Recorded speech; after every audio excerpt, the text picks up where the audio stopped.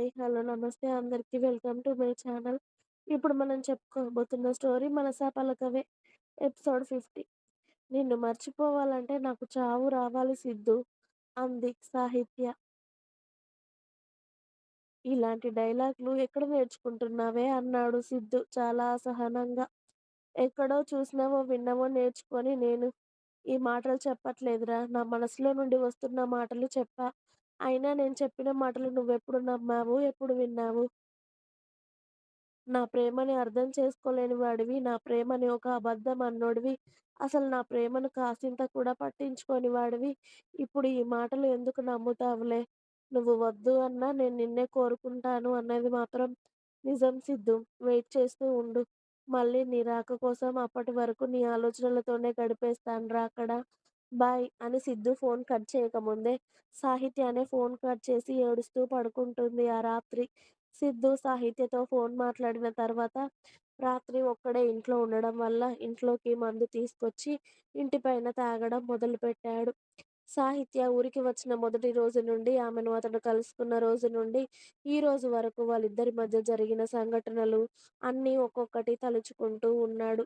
సిద్ధూ ఎందుకు నేను వద్దు అంటున్నా ఇది నా వెంట పడుతుంది. ఆల్రెడీ పెళ్ళికి అన్నీ సిద్ధమయ్యాక నన్ను కోరుకోవడం తప్పే అవుతుంది కదా! ఎందుకిలా చేస్తుందని సిద్ధు తాగుతూ ఉంటాడు.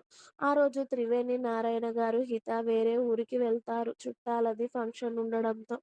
దాంతో సిద్ధు కూడా సాహిత్య ఆలోచనలతోనే తెల్లారే వరకు మందు తాగుతూ గడుపుతాడు.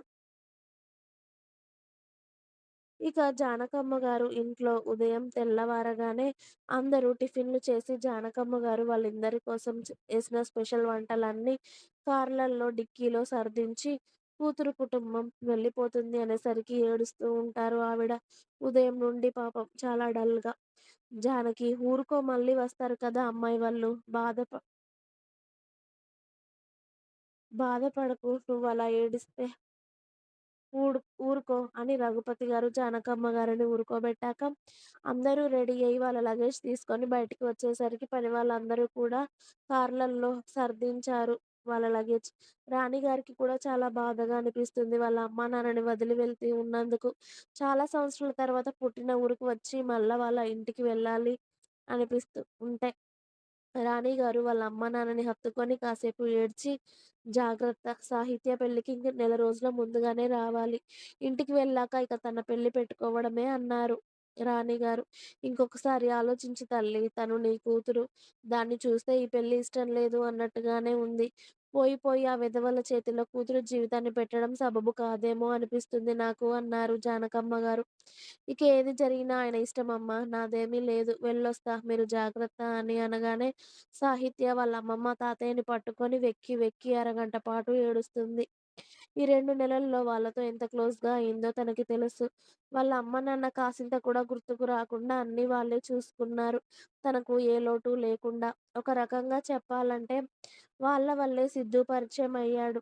ఇప్పుడు ఆ ఊరి నుండి వెళ్ళాలి అంటే సాహిత్య వల్ల అవ్వడం లేదు. చెప్పాలంటే సిద్ధుని వదిలి వెళ్ళడం ఆమెకేమాత్రం ఇష్టం లేదు. ఆ ఊరు నుండి వెళ్తూ ఉంటే నిజంగా ప్రాణం పోతున్నట్టు ఫీలవుతుంది.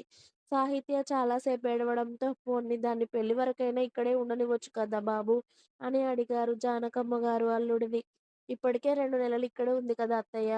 అక్కడ పెళ్లి పనులు మొదలైతే పెళ్లి, షాపింగ్ అది ఇది అంటూ మళ్ళీ చాలా ఉంటాయి కదా! అవసరమైతే పెళ్లి పెట్టుకున్నాక మళ్ళీ ఒకసారి ఇక్కడికి తీసుకొస్తానులెండి. ఇప్పుడు మాత్రం వెళ్తాం అని సారథి గారు చెప్పారు.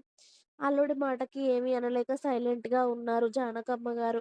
జాగ్రత్త తల్లి. నీ రాతలో ఏది రాసుంటే అదే జరుగుతుంది.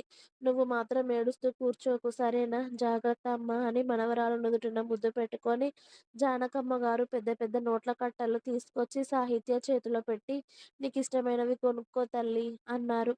వద్దమ్మమ్మ. నా దగ్గర ఉన్నాయిలే అని సాహిత్య అంటుంటే, ఈ అమ్మమ్మ ఇచ్చింది కదా! వద్దు అనకు తల్లి అనగానే సాహిత్య చిన్నగా నవ్వి ఆ డబ్బుల్ని హ్యాండ్ బ్యాగ్‌లో పెట్టుకొని, అమ్మమ్మ, తాతయ్య ఆశీర్వాదం తీసుకొని ఆ ఊరి నుండి వెళ్ళడానికి ఇంటి బయట అడుగుపెట్టి చుట్టుపక్కల అంతా చూసింది. తన కోసం ఏమైనా సిద్ధు వస్తాడేమో అని.